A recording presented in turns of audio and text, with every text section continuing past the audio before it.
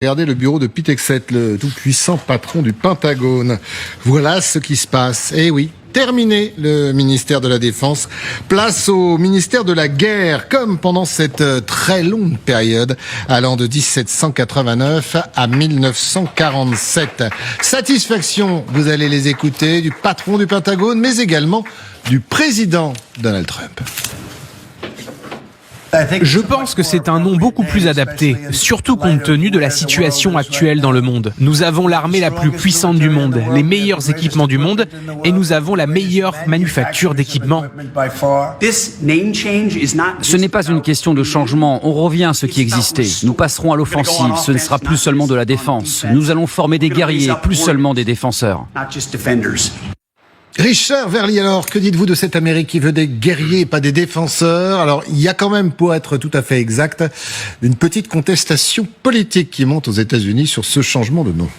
Oui, c'est l'Amérique de la posture que veut se donner Donald Trump, c'est-à-dire celle d'un pays qui, à la fois, raquette le monde entier, et notamment raquette ses alliés pour que ça rapporte le plus d'argent possible, et qui envoie à ses ennemis le message selon lequel il reste la première puissance mondiale et qu'il est prêt à utiliser cette puissance. Alors c'est un peu un paradoxe parce qu'on sait que Donald Trump veut le prix Nobel de la paix, qu'il se présente comme homme de paix, mais la réalité, rappelez-vous ce qu'il a fait avec le golfe de l'Amérique, ce n'est plus le golfe du Mexique selon Trump, c'est le golfe de l'Amérique, c'est la superpuissance, ce sont tous les attributs de la superpuissance et elle a la guerre comme attribut principal. Je dirais que dans la cosmétique, dans la chorégraphie Trump, ce n'est pas très étonnant. Il fait plaisir, Hélène, à son électorat ou ça va plus loin que ça? Bon, Parce qu'à l'écouter, il est en guerre commerciale permanente. Donc ça colle bien au personnage. Et ça colle avec tout, c'est-à-dire ça colle avec l'Amérique d'abord, ce message de ramener l'Amérique, souvent c'est le terme qui dit, revenir à ce qu'elle était avant, cette première puissance forte, etc. Donc ça flatte énormément son électorat. Puis c'est un message envoyé aussi à l'extérieur, alors appuyé par la force dans les faits, parce que on se souvient des frappes en Iran, on a vu ces derniers jours des frappes sur un bateau où il y aurait des trafiquants de drogue venus du Venezuela. Donc il appuie ça par certains actes, en quelque sorte. Les menaces encore hier contre le Venezuela. Ce qui est intéressant... Les outils aussi, hein. Les outils. Donc, et ce qui est intéressant, c'est aussi le vocabulaire. Alors Donald Trump expliquait hier dans son bureau ovale, il dit it's an attitude, c'est une manière d'être en quelque sorte. Et puis son nouveau secrétaire d'État à la guerre, donc puisque c'est plus la défense, Pete Hegseth expliquait, il s'est assumé le maximum de létalité plutôt que la légalité tiède. Voilà le terme utilisé. Donc c'est une administration qui n'hésite pas à employer la force, qui se fiche en quelque sorte de la morale. Et l'important, ce sont les intérêts des États-Unis. Adina Révol. C'est la réalité. Que pensez-vous de ce changement de nom? Il n'y a pas que ça, il y a changement de nom, il y a changement de doctrine. Nom. Oui, mais en fait, en réalité, si vous regardez l'Ukraine, le sujet qui nous intéresse beaucoup ici, il ne fait rien depuis le 20 janvier. C'est pas faux. Poutine, en fait, il a les mains libres, il bombarde les civils, les infrastructures, plus que jamais. Donc, en fait, Trump, il dit qu'il va mettre des sanctions secondaires. On a parlé de l'énergie et de pétrole sur la Chine, sur l'Inde. Sur l'Inde, il a mis 25%. Sur la Chine, il ne fait rien. Donc, en fait, sur le sujet le plus brûlant du moment, en fait, il ne fait rien. Et donc, c'est quand même... Il demande aux autres de faire. Il demande aux autres de faire, mais c'est... Les Européens notamment, en ce qui concerne la Russie. Les Européens font ce qu'ils peuvent, mais en fait, pour que cette guerre en Ukraine finisse, c'est l'intervention américaine qui est cruciale. Et donc, sur ce conflit qui est finalement assez existentiel, on est presque sûr, il n'y en aura pas. Le Donald Trump, l'Amérique de Donald Trump ne fait rien. Au contraire, il n'arrête pas, vous l'avez dit au début de l'émission, il n'arrête pas de taper sur les alliés, les Européens, ils en prennent plein la gueule, sous les tarifs. Hier encore, Donald Trump les a critiqués. Les tarifs, c'est reparti avec Google, là aussi. Voilà, c'est reparti avec Google. Ça va pas arranger les bidons de l'Europe, même sur le dossier ukrainien. Donc, en fait, finalement, c'est encore une fois de la communication, parce que Donald Trump, c'est quelqu'un qui est très fort dans la communication. Il a un don pour cela. C'est quelqu'un qui c'est une star de la télé-réalité. Et ce qu'il fait, il communique tous les jours. Donc, c'est dans le feuilleton de la télé-réalité, c'est un nouvel épisode. Alors, Général, je vous laisse la parole, Hélène, dans un instant. Mais Gérald, je voulais vous entendre quand même un militaire sur ce ministère de la guerre avec des soldats à petits pieds. Non. Point d'interrogation. Alors, le titre est quand même, enfin, l'intitulé est intéressant. Nous, on a eu ce même débat pendant de nombreuses années.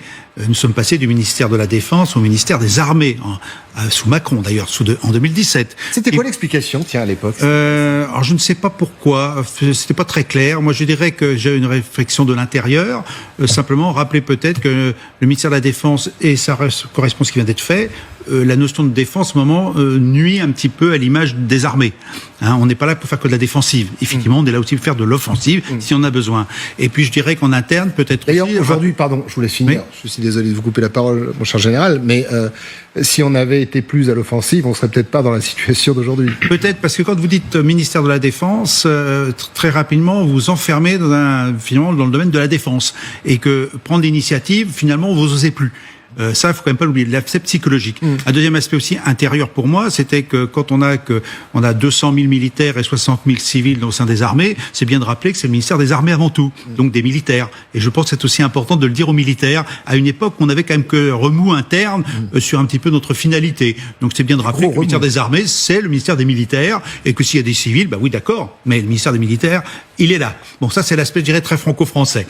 L'aspect maintenant américain, bon, et moi, je trouve qu'il est allé un peu loin en tant que ministère de la guerre, mais néanmoins, l'exemple qui a été cité sur cette frappe sur les narcoterroristes, c'est le terme qui a été utilisé, si je me souviens bien, c'est pas innocent. Je rappellerai que le commandement américain militaire sud traite des affaires de narcotrafiquants dans le cadre de ses fonctions vis-à-vis de l'Amérique latine. Depuis bien longtemps, nous on a eu des conférences, quand on allait dans les organisations américaines, où on nous présentait l'action militaire contre les narcotrafiquants. Donc ce n'est pas nouveau. C'est-à-dire qu'en fait, ça fait partie d'une menace. C'est-à-dire que le mot guerre, dans cette affaire-là, vous l'avez dit, vous-même d'ailleurs, guerre économique, la notion de guerre veut dire qu'il y a des menaces face à nous, elles ne sont pas que militaires, elles sont dans la les drogue. Américains le prennent comme tel. Voilà, donc le mot guerre veut dire aussi, et n'oublions pas sous Bush, la guerre contre le terrorisme, qui a beaucoup fait débat en France. Donc nous sommes bien sur la guerre, c'est-à-dire on mobilise tous les moyens de l'État pour faire face à toutes les menaces, et au lieu de sectoriser en disant bah tiens les militaires vont faire ceci, les civils vont faire cela ou la justice va faire ça, non, on prend tous les moyens de l'État contre ces menaces. Et au moment où les amis ou les ennemis, je ne sais pas comment les appeler, les États-Unis, alors il y a la Chine bien évidemment, la Russie aussi, l'Inde également, se réarme. Hélène, c'est-à-dire que tout le monde est passé à l'offensive, donc c'est peut-être pas stupide pour Donald Trump de dire que la défense aujourd'hui c'est l'attaque, et l'attaque c'est la guerre. Oui, mais il veut remettre en place l'idée d'offensive, d'esprit guerrier. Enfin, tout ça est expliqué autour de ce changement de nom. Et puis, alors, effectivement, peut-être aussi montrer les priorités de cette lutte contre le narcotrafic. C'est vrai que il y a toute une restructuration aussi de ce département. C'est-à-dire que on veut plus être woke, c'est-à-dire ouvert à trop de considérations liées aux minorités au sein du département. Enfin, il y a aussi beaucoup de généraux qui ont été limogés parce qu'ils n'étaient pas dans la ligne de cette nouvelle administration. L'idée qu'on va plus aller assister à telle conférence de tel think tank parce qu'ils sont trop mondialistes, pas assez recentrés sur les intérêts américains. Donc... Et les images d'ailleurs qui courent depuis ce matin sur les réseaux sociaux de militaires qui auraient été écartés, arrêtés pour des prises de position sur l'intervention israélienne à Gaza et le soutien américain. Ça demandera à être vérifié, mais on est peut-être dans la droite ligne de ce que vous dites. Oui, et puis récemment encore un responsable du renseignement militaire qui avait été, je crois, il y a 1 ou 2 semaines, limogé aussi. Donc voilà, il y a une reprise en main, et donc là, le nom ministère de la guerre, eh bien, c'est la façon visible de montrer tous ces changements qui sont en cours. Et puis voilà, l'idée d'offensive face à un monde où les États-Unis n'ont pas que des amis.